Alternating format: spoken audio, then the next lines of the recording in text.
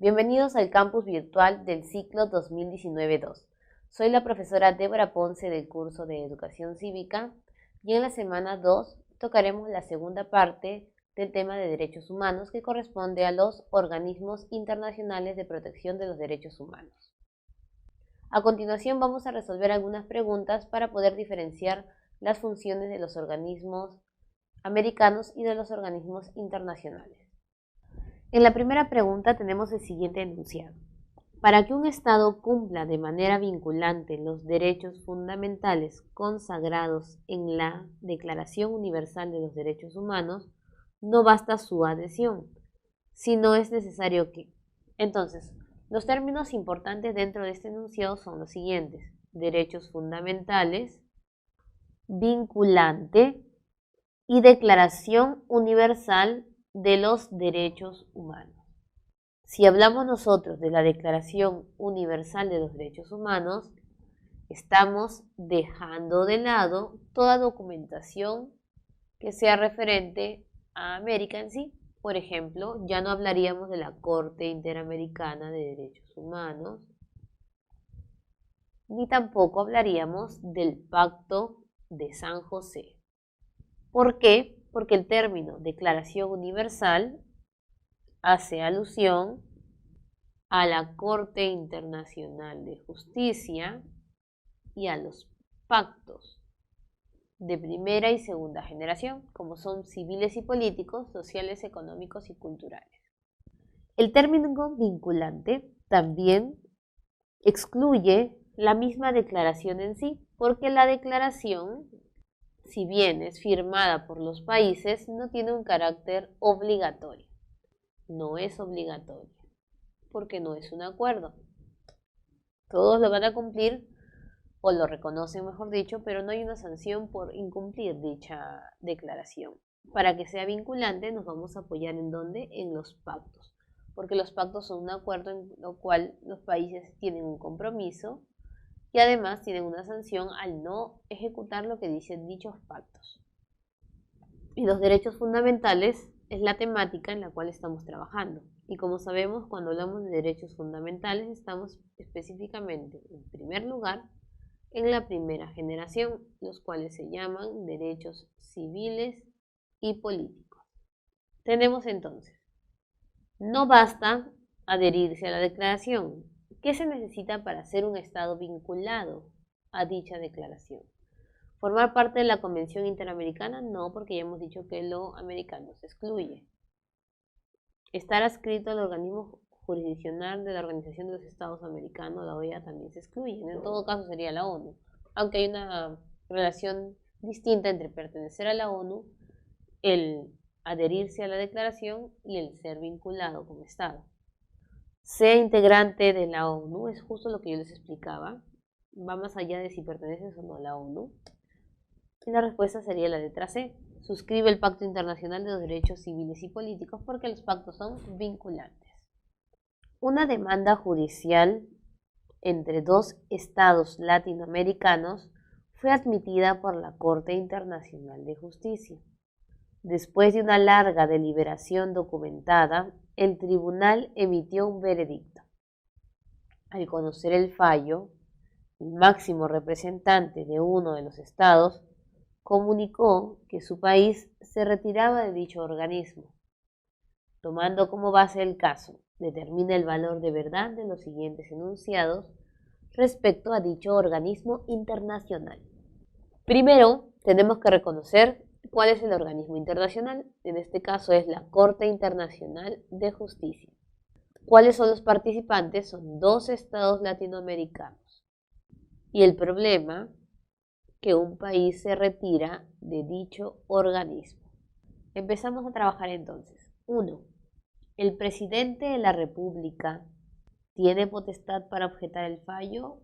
No, porque todo fallo de las Cortes Internacionales es inapelable.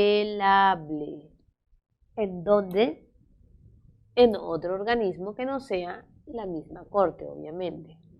El Estado afectado por la sentencia tiene potestad para renunciar a la Corte, y eso también es falso.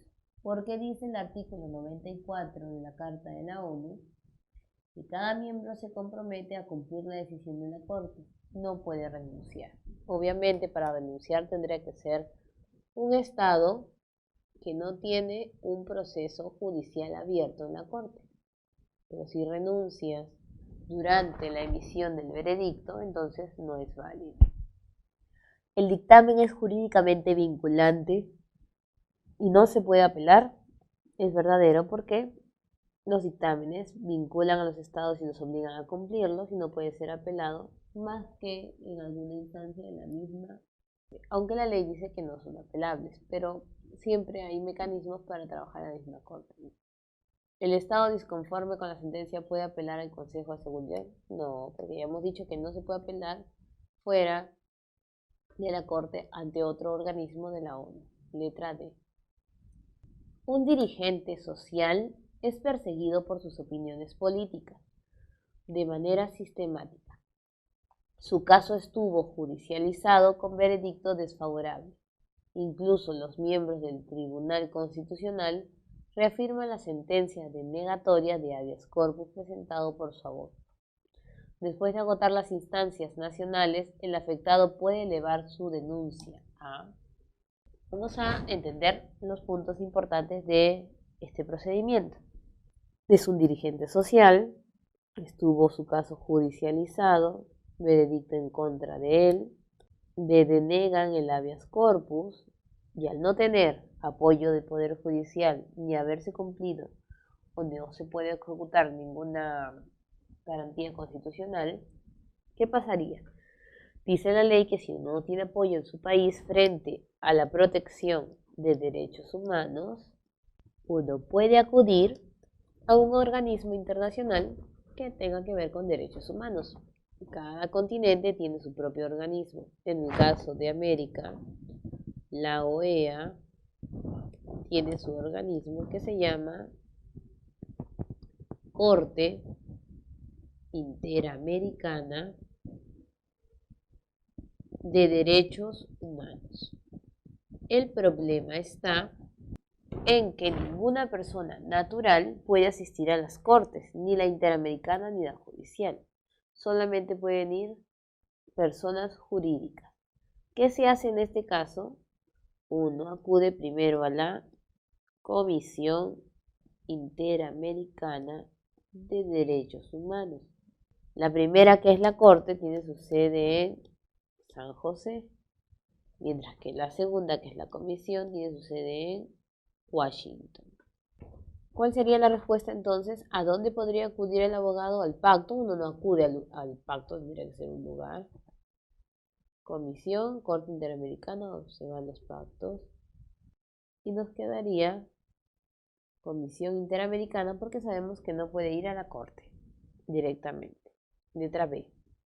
En una provincia, un grupo de ciudadanos son detenidos y encarcelados sin justificación por ejercer su derecho a la protesta pacífica. Con esta detención el gobierno estaría criminalizando la protesta social. Según el caso expuesto, ¿cuál de los siguientes organismos podría asumir la defensa legal de los ciudadanos? Entonces encontramos el problema. Es un grupo de ciudadanos encarcelados sin justificación por realizar protesta pacífica. Ellos mismos lo mencionan, protesta sin violencia. ¿Pueden acudir a la Asociación Negra de Defensa, Promoción y Derechos Humanos? No, porque esta actúa contra el racismo. De ahí viene su término de asociación negra. De consumidores tampoco, porque no es un producto ni empresa. Movimiento Manuela Ramos o Pro Derechos Humanos. Como sabemos, Movimiento Manuela Ramos hace defensa a la mujer. Y nos quedaría entonces la letra B. Bueno, jóvenes, hemos concluido el bloque de derechos humanos y la próxima clase iniciaremos el bloque de ciudadanía.